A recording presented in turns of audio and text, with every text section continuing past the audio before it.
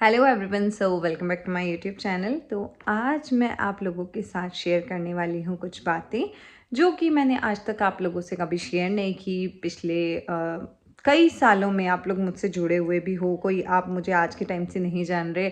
Approx जब मैं TikTok पे वीडियोस बनाती थी तब से आप लोग मुझे जानते हो, और मेरी शादी को भी 7 साल हो गए। तो जो मेरी स्टोरी है वो है आज इनफर्टिलिटी से रिलेटेड, कि जो मेरे 7 साल हैं इनफर्टिलिटी के वो कैसे निकलें, क्या क्या जिन लोगों को बेबीज़ नहीं होते उनको क्या क्या फेस करना पड़ता है, इवन मैंने क्या क्या फेस किया, और बहुत सारी चीज़ें हैं। तो बेटर आज मैं आपके साथ में बिना टाइम वेस्ट किए उसको स्टार्ट करती हूँ। तो सबसे पहले मैं आप लोगों से ये बात करना चाहती हूँ कि जिन लोगों को बेबीज़ नहीं होते या जिनके बच्चे नहीं हैं, या जो लोग कंसीव करना चाहते हैं जिनके बेबीज़ नहीं हो रहे हैं, उनको क्या करना चाहिए। आई थिंक मर जाना चाहिए। सिंपली आप लोगों के हिसाब से तो मर ही जाना चाहिए, क्योंकि उन लोगों को खुश रहने का अधिकार नहीं है, उन लोगों को कहीं आने जाने का अधिकार नहीं है, उन लोगों को कहीं बैठने का अधिकार नहीं है।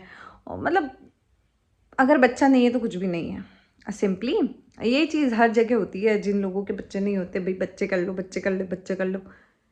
यार आप लोगों को क्या पता कोई किस फेज से गुजर रहा है, या आप लोग नहीं जानते। दिन बेटर कीप क्वाइट। बट नहीं होता तो आपके बच्चे नहीं हो रहे, ऐसा करो ऐसे हो जाएंगे, ऐसे करो वैसे हो जाएंगे। अरे ऑलरेडी वो इंसान इतना फ्रस्ट्रेटेड है उसकी लाइफ से, वो क्या कर रहा है, वो कैसे ट्रीटमेंट्स को फेस कर रहा है, या उसकी लाइफ में क्या चल रहा है, वो आप लोगों से एकदम से तो शेयर करेगा नहीं। तो यार जीने दो उन लोगों को, आराम से शांति से उन लोग को टाइम लेने दो। आप क्यों और मतलब ऐसे उंगली करके उनको ऐसा कहते हो आपके बच्चे कब होंगे, आप बच्चे कर लो, ऐसे कर लो, वो कर लो, वो कर लो। आपके बच्चे नहीं होंगे तो आप क्या करोगे, आगे पीछे तो कोई भी नहीं है, बच्चे नहीं होंगे तो किसके लिए कमाओगे, किसके लिए खाओगे। तो ऐसी बातें करते ही क्यों। पहली चीज़ ये। दूसरा ये कि अगर बच्चे नहीं हो रहे तो क्या हम लोगों को टेंशन लेनी चाहिए, हम लोगों को खाना खाना बंद कर देना चाहिए, या हमें हंसना छोड़ देना चाहिए, कहीं घूमने जाना छोड़ देना चाहिए, या वीडियोस बनाना छोड़ देना चाहिए, ये सब कुछ छोड़ देना चाहिए। उससे बच्चे हो जाएंगे? नहीं होंगे। और अगर हो जाते होंगे तो डेफिनेटली बिलीव हम कुछ सब कुछ त्यागने के लिए तैयार है कि भाई ऐसा करने से बच्चे हो जाएंगे। तो हमें भी बच्चे चाहिए। जो लोग आज के टाइम पे इनफर्टिलिटी को फेस कर रहे हैं, मोस्टली 40% ऑफ विमेन आज के टाइम पे पीसीओडीज, थायराइड, मतलब बहुत सारी चीज़ें हैं जिसकी वजह से इनफर्टिलिटी को फेस कर रही है। उसी में से मैं भी एक हूँ, और जो कि पीसीओडीज के थ्रू इनफर्टिलिटी में घुस गई। तो आराम से शांति से उनको जीने दो। उनकी लाइफ में क्या हो रहा है इतना पोक मत करो। दूसरा, हर एक इंसान की अपनी पर्सनल लाइफ होती है, तो ज़्यादा इंटरफेयर करके उन लोगों को बार बार दुखी मत करो आप लोग। तो ये आप लोगों की जो जिम्मेदारी है वो मैं आपको बता रही हूँ। और मैं अब स्टार्ट करने वाली हूँ अपनी इनफर्टिलिटी स्टोरी से। तो मेरी शादी हुई थी 2016 में।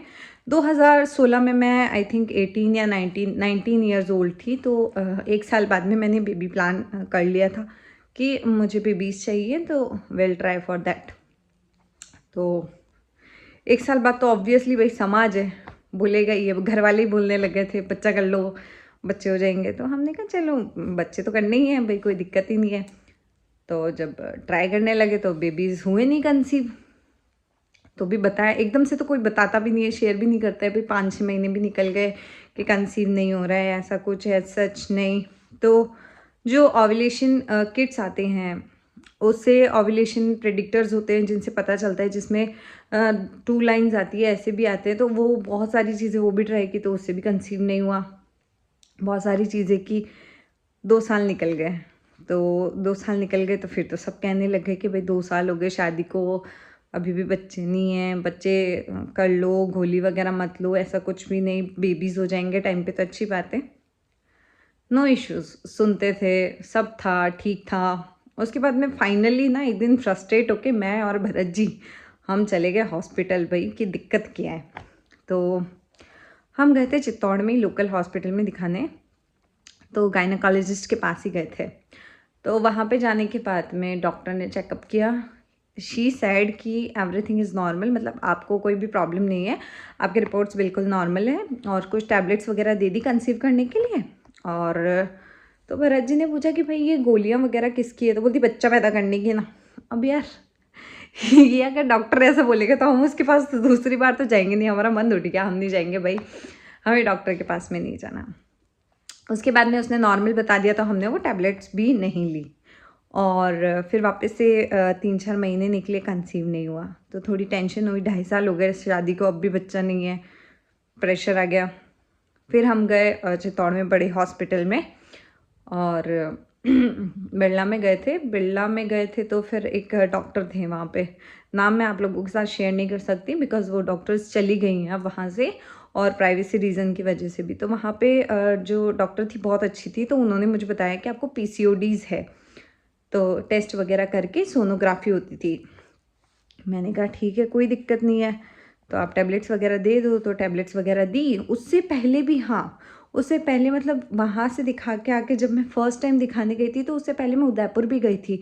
तो उदयपुर में जाने के बाद में जो गोलियाँ मुझे दी गई थी, मीन्स जिस गायनेकोलॉजिस्ट ने मुझे गोलियाँ दी थी ना, वो इतनी ख़राब गोलियाँ थी कि मेरी पूरी मतलब वाट लग गई थी, पूरी बॉडी एकदम वीक हो गई थी, और एटलीस्ट मतलब बहुत ज़्यादा मैं परेशान हुई थी, मैं मीन्स उन गोलियों से, और बहुत ज़्यादा रिएक्शन हुआ था मुझे। तो मैंने वो टैबलेट छोड़ दी, और फिर मैं आई थी वापस से चित्तौड़ दिखाने। तो वहाँ पे मैंने दिखाया, और वहाँ पे डॉक्टर बोली कि आपको पीसीओडीज़ है। तो चेकअप करवा लिया, तो वहाँ पे टैबलेट दे दी। 2-3 महीने पीसीओडीज़ का ट्रीटमेंट चला, और उसके साथ में बेबीज़ का भी चलता रहा। तो ऐसे करके 6 महीने निकल गए। तो 6 महीने में भी कंसीव नहीं हुआ, तो डॉक्टर बोले कि अगर 6 महीने में भी कंसीव नहीं हो रहा, आपको कोई प्रॉब्लम तो है नहीं इतनी बड़ी कि आपको कंसीव ना हो, तो बेटर आपके ट्यूब्स वगैरह का चेकअप कर लेना चाहिए। मीन्स जो ट्यूब्स होती हैं, बीच में यूट्रस होता है, साइड में ट्यूब्स होती है, तो उनमें से ओव्यूलेशन के लिए एग्स वगैरह बनते हैं, तो वो ट्रैवल हो रहे हैं कि नहीं हो रहे हैं, वो देखने के लिए कि आपके ट्यूब्स वगैरह। तो मुझे नहीं पता था कि ये किस टाइप का टेस्ट होता है, या फिर कैसे होता है, या फिर या कितना पेनफुल होगा, ये सारी चीज़ें मेरे लिए तो बिल्कुल दिमाग से ऊपर थी। मैंने कहा ठीक है। और भरत जी मतलब चिकाड़ा रहते थे, मैं चित्तौड़ रहती थी, तो मतलब पढ़ाई भी करती थी मैं साथ के साथ, ये भी ध्यान रखना। मेरी पढ़ाई भी चल रही थी, और ये बच्चों का भी प्रेशर था, प्लस इनफर्टिलिटी का टेंशन, प्लस जहाँ पे भी जाओ बच्चे नहीं है क्या, बच्चे कर लो बच्चे कर लो। उन लोगों को नहीं पता था कि मैं इनफर्टिलिटी से सफ़र कर रही हूँ। उसके बाद में, और पर एक चीज़ मैं आप लोग को बताना चाहूँगी कि इन सब फेज़ के बीच में 2-3 साल तक तो मेरे सासू जी ने भी बहुत अच्छे से कवर किया कि अभी तो छोटी सी है, अभी पढ़ाई कर रही है, जल्दी शादी हो गई इसलिए बच्चे नहीं है, तो वो चीज़ भी मुझे अच्छी लगी है। तो उसके बाद में जब उन्होंने बोला कि HSG टेस्ट करना है, मैंने कहा ठीक है कर लेंगे, कोई दिक्कत नहीं। अकेली जाती थी मैं अक्सर चेकअप करवाने। तो उन्होंने बोला कि आप 7th डे आ जाना, 7th डे या 4th डे ऐसे कुछ बोला था, मुझे अभी इतना कंफर्म याद नहीं है। मैंने कहा ठीक है आ जाऊँगी। तब भरत जी, मैं और रानू हम तीनों चले गए, और मुझे लेके गए ऑपरेशन थिएटर में। एक ऐसा कमरा था, तो मैं डर गई। मैंने कहा कमरा है, बहुत सारी चीज़ें, इतने सारे औजार देखे। मैंने कहा मेरा ऑपरेशन है? बोले नहीं नहीं ऑपरेशन नहीं है, बस ट्यूब टेस्ट है, 2 मिनट का काम है, हो जाएगा। एक्सरे प्लेट होती है, उस पर मुझे लिटाया, और टेस्ट हो गया। ट्यूब टेस्ट है तो समझ लो ट्रांसवाजिनल थ्रू मेरे को जो एक इंजेक्शन था, कैथरेडर पता नहीं क्या बोलते हैं उसको, बहुत मोटा सा इंजेक्शन था, उसमें से डाई पास की थी। तो जो वो यूट्रस में गई थी, तो मैं तो मर गई। मेरी तो जान निकल गई भाई। अपने तो बस की भी नहीं थी। तो उसके पहले जब ये टेस्ट था HSG का, उससे पहले एक एग्रीमेंट साइन करवाया था, इन केस अगर आपको कोई भी रिएक्शन हो जाता है, या इसके थ्रू आपको कोई हेल्थ इश्यूज़ होते हैं, या आपको कोई भी प्रॉब्लम हो जाती है, कुछ भी हो जाता है, तो इसके ज़िम्मेदार हम डॉक्टर्स नहीं हैं। मैंने कहा इतना बड़ा क्या हो रहा है भाई, टेस्ट ही तो है नॉर्मल सा, बट ये एक मतलब रूल होता है हर एक हॉस्पिटल का। तो हमने साइन भी कर दिया, टेस्ट हुआ, तब तो पता चल गया भाई खतरनाक काम है। मैंने कहा ज़िंदगी में कभी ये चीज़ किसी की भी लाइफ में ना आए कि उनको ट्यूब टेस्ट करवाना पड़े। तो ट्यूब टेस्ट में एक चीज़ बहुत अच्छी आई थी कि मेरी दोनों ट्यूब्स ओपन थी, और चलो भगवान का शुक्रिया। तो जो ये टेस्ट हुआ था उसके बाद में जो मेरी उंगलियां थी ना, इतनी मोटी तो मेरी उंगलियां हो गई थी, मीन्स इतनी स्वेलिंग बॉडी में। उससे पहले मेरे को 2 पेन किलर इंजेक्शंस दिए थे, उसकी इतनी बड़ी बड़ी गिठाने हो गई थी मेरे को। और ऐसी बहुत सारी चीज़ें होती थी, और हर महीने में कम से कम 5 इंजेक्शंस पाउडर वाले खाने ही पड़ते थे, बेबी कंसीव करने के लिए बार बार, कभी एग्स बढ़ाने के लिए, कभी एग्स रप्चर करने के लिए। हर दूसरे दिन सोनोग्राफी के लिए जाना पड़ता था। और जो सफ़र कर रहे हैं इनफर्टिलिटी से, तो उनको तो बहुत अच्छे से पता है कि जो ये सोनोग्राफीज होती है, मतलब इससे भी हम लोग कितना फ्रस्ट्रेट हो जाते हैं। तो ऐसे चला, HSG टेस्ट भी हुआ, वो भी नॉर्मल आ गया, कोई रिजल्ट नहीं मिला। 2.5-3 साल निकल गए। 3 साल निकलने के बाद में हमारे देवर की शादी हो गई उस टाइम बाद में, और 3-3.5 साल बाद रिंकू आते, मतलब मेरी देवरानी, उनको 2nd मंथ में कंसीव हो गया था। अगेन प्रेशर समाज का। मैं तो बहुत खुश हुई थी कि भाई उसको कंसीव हो गया, बट समाज का प्रेशर, यहाँ से प्रेशर, छोटी वाली प्रेग्नेंट हो गई, बड़ी वाली की कुछ नहीं, बड़ी वाली के बच्चे नहीं होते, कि ये बहुत सारी चीज़ें, मीन्स हम तो बता भी नहीं सकते कि जिन लोग के घर में कोई बड़े को बेबी नहीं हो और छोटे को बेबी हो जाए तो उसके लिए कितना मुश्किल हो जाता है जीना। उसके बाद में हम लोग और ज़्यादा टेंशन में आ गए। उसके बाद में हम गए बाहर, भिलवाड़ा दिखाने गए। वहाँ दिखाने गए तो डॉक्टर सेड कि आपको कभी मिसकैरेज तो नहीं हुआ? तो हमने कहा कंसीव ही नहीं हुआ तो मिसकैरेज कहाँ से होगा? तो बोले कि नहीं, एक बार मैं है ना आपका DNC कर देती हूँ। अगेन मैं नादान परिंदी, मुझे नहीं पता कि भाई DNC क्या होती है। ठीक है, कर दो। मतलब मेरे को कुछ भी होश नहीं था कि क्या हो रहा है मेरे साथ में। तो DNC के लिए मुझे लगाया गया ये कैनुला, कुछ बोलते हैं ना, हाथ में यहाँ पे नस में लगाते हैं। तो मैं बहुत ऐसे ब्रेव हूँ, मेरे को इंजेक्शंस वगैरह से अब इतना डर नहीं लगता, क्योंकि आदत सी हो गई थी। 3-4 साल में तो बिल्कुल यूज टू हो गई थी मैं। तो इंजेक्शंस वगैरह कैथेटर लगाया और मेरे को बोला ठीक है आप सो जाओ। मैंने कहा आप दर्द वगैरह तो नहीं होता, क्योंकि HSG से पहले ही उठ के आई थी, 2-3 महीने पहले ही। तो बोले नहीं नहीं, पता भी नहीं चलता है, डॉक्टर अच्छी थी। मैं कहा ठीक है। उसके बाद मैं ड्रिप लगाई, आधी ड्रिप ख़त्म हुई और बोलते कि चलो, तो लेके दूसरे उसमें लेके गए रूम में, ऑपरेशन थिएटर के रूम में वापस लेके चले गए।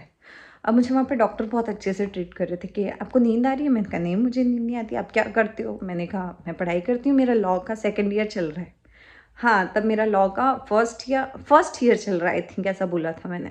तो बोले अच्छा आप लॉयर बनोगे? ऐसा करते करते मेरे को उन्होंने इंजेक्शन दे दिया होगा नींद का, और मुझे नींद आ गई।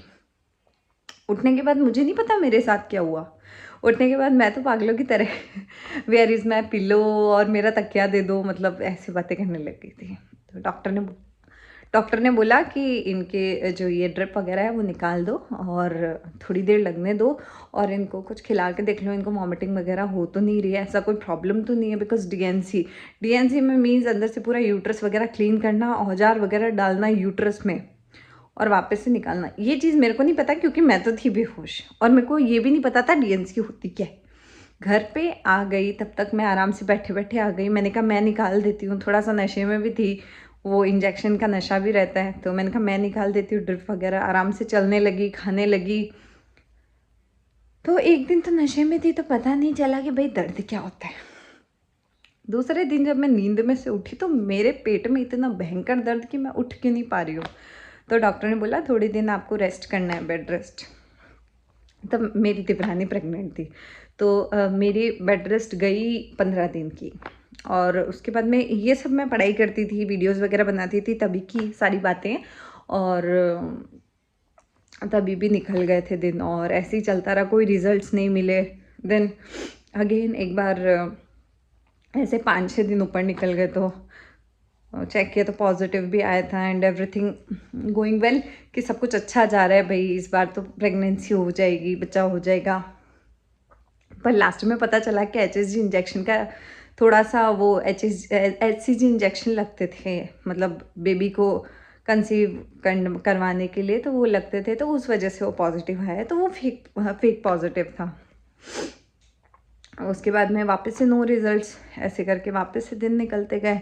उस डॉक्टर के पास में जाते जाते 2.5 साल हो गए। वही आए दिन चक्कर काटते थे हम, हॉस्पिटल में इंजेक्शंस वगैरह लगाते थे। हमने 1000 बाबाओं के वहाँ पे गए होंगे, वहाँ माथा टेका होगा, उन्होंने जो बोला होगा वो किया होगा। ऐसे ऐसे कि सुबह ऐसी भरी ठंड में सुबह 4 बजे उठ के मैं ठंडे पानी से नहाने जाती थी हर संडे को। और कहीं आना जाना बंद हो गया था कि आप किसी के घर पे नहीं जा सकते। ऐसा तो मोस्टली 1 साल तक तो मेरे साथ चला ही था कि आप किसी के घर पे नहीं जा सकते हो, कहीं आ नहीं सकते हो, कहीं जा नहीं सकते हो मोस्टली। और वीडियोस नहीं बनाना, ऐसे बेड रेस्ट करो, ये करो। और मैं ऐसे कि नहीं, मैं ऐसे मेरे से नहीं होगा। पर फिर भी मैंने बच्चे के लिए किया कि नहीं, करना चाहिए, कोई बात नहीं, बच्चा हो जाएगा, फिर क्या टेंशन है। तो हर जगह मतलब हर जगह रिजल्ट्स मिले नेगेटिव। मैंने कहा होप ही छोड़ दो, फिलहाल कोई मतलब नहीं है। हमारी देवरानी को बेबी भी हो गया, उसके बाद में भी बच्चे नहीं हुए। 1 साल निकल गया, फिर भी बच्चा नहीं हुआ। आधे भगवान के चक्कर काटने में रह गए, आधे हम हर जगह जगह मतलब बाबा के, पंडित के, सबके चक्कर में पड़े। कोई सी भी ऐसी जगह नहीं थी जो हमने नहीं छोड़ी। फाइनली एक हॉस्पिटल पकड़ा अहमदाबाद में, रेशम बाई, जहाँ पे उन्होंने, उससे भी पहले मैं गई थी तो आई थिंक आप लोगों को स्टोरी पता है कि वहाँ पे भी बोला कि 7 साल हो गया तो आप बेटर IVF करवा लो। बट जब मैं रेशम बाई हॉस्पिटल में आई तो वहाँ पे नॉर्मली बोला कि आपको PCODs है। अब उसका ट्रीटमेंट लो, एज भी नहीं है ज़्यादा, 5-6 महीने ट्रीटमेंट लोगे आपको नेचुरली कंसीव हो जाएगा, तो टेंशन लेने की ज़रूरत ही नहीं है। तो अभी 4-5 महीने ही हुए, तो मेरे को अपने आप में भी मतलब सुधार लगता है भाई, यहाँ के हेल्थ वगैरह नहीं बढ़ रही है, सब कुछ ठीक है, तो होपिंग गुड।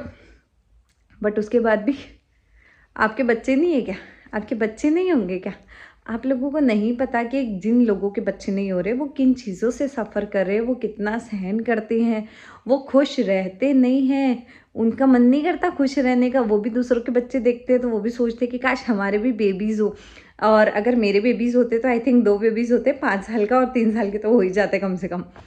तो ऐसी बहुत सारी चीज़ें हैं कि थोड़ा आप लोग भी समझा करो।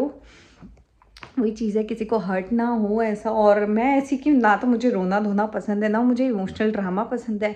तो ना तो मुझे कहीं मेरी स्टोरी बताते हुए रोना आया, ना कहीं मेरे को इमोशनल ऐसा फील हुआ। क्योंकि यार जब तक हम लोग स्ट्रांग नहीं रहेंगे तो हम लोगों को कोई भी आके तोड़ के जाएगा कि बच्चे नहीं है, बच्चे नहीं है, बच्चे नहीं है। आपका क्या मतलब है फिर? बच्चे तो है ही नहीं, क्या हो जाएगा? बच्चे नहीं है, सिर्फ ज़िंदगी जीने का हक है हमें, और बच्चे भी हो जाएंगे, टेंशन मत लो। तो आप लोगों को जिनको बच्चे नहीं हैं, टेंशन लेने की ज़रूरत नहीं है, कभी ना कभी कहीं ना कहीं हो जाएंगे। मेरी एक मौसी है, रियल मौसी, उनको 20 साल बाद में बेबी कंसीव हुआ। मैं अभी, मेरी उम्र है 26-27 साल, 28-29 तक तो हो ही जाएगा कंसीव। नहीं होगा तो खूब सारे ट्रीटमेंट्स हैं, बाबा के तो सारे ट्रीटमेंट करके देख लिए। बेटर जहाँ का जो ट्रीटमेंट लगता है, जो सही हो, वो आप ट्राई करो और खुश रहो। दुनिया तो दुखी करने के पीछे तुली रहेगी, आप खुश रहो, मस्त रहो, टेंशन फ्री रहो। और कभी ना कभी आपको भी बेबीज़ होंगे और मुझे भी होंगे, तो जब भी होंगे आई विल डेफिनेटली शेयर। और ये जो इनफर्टिलिटी स्टोरी थी, ये इसलिए मैं बताना चाहती थी क्योंकि आज के टाइम पे हर कोई इनफर्टिलिटी को फेस कर रहा है, कोई बड़ी बात नहीं है। हर दूसरे इंसान को PCODs है, हर दूसरे इंसान को थायराइड है। तो ये रीज़न भी है। देखो, हम टाइम पे नहीं सोते, अच्छा नहीं खाते, अच्छा नहीं पीते, तो थोड़ी बहुत हमारी भी गलती है, इस वजह से ये सारी चीज़ें होती है। बट इसका मतलब ये नहीं कि आप लोग अपना खुश रहना छोड़ दोगे, अपना हंसना खेलना छोड़ दोगे, या दुखी रहोगे, रोओगे। ये सब करने से अगर बच्चे होते तो शायद सबको, जिनको बच्चे नहीं हो रहे उनको सबको बच्चे हो जाते हैं, क्योंकि हर एक टेंशन में रहते हैं जिनको बेबीज़ नहीं होते। So be happy, be positive, stay positive, कभी ना कभी बहुत अच्छा होगा। सो ये ब्लॉग तो मैं यहीं एंड करती हूँ फिलहाल, तो बहुत लंबा हो गया, आई थिंक 20 मिनट का ब्लॉग हो गया है। सो आगे की स्टोरी मैं आप लोगों को और बताऊंगी, काफ़ी मोटिवेशनल भी रहेगी। तो ऐसा टेंशन लेके रुके कुछ नहीं होगा, आराम से मस्त रहो, खाओ पियो, ऐश करो। So thanks for watching and keep supporting.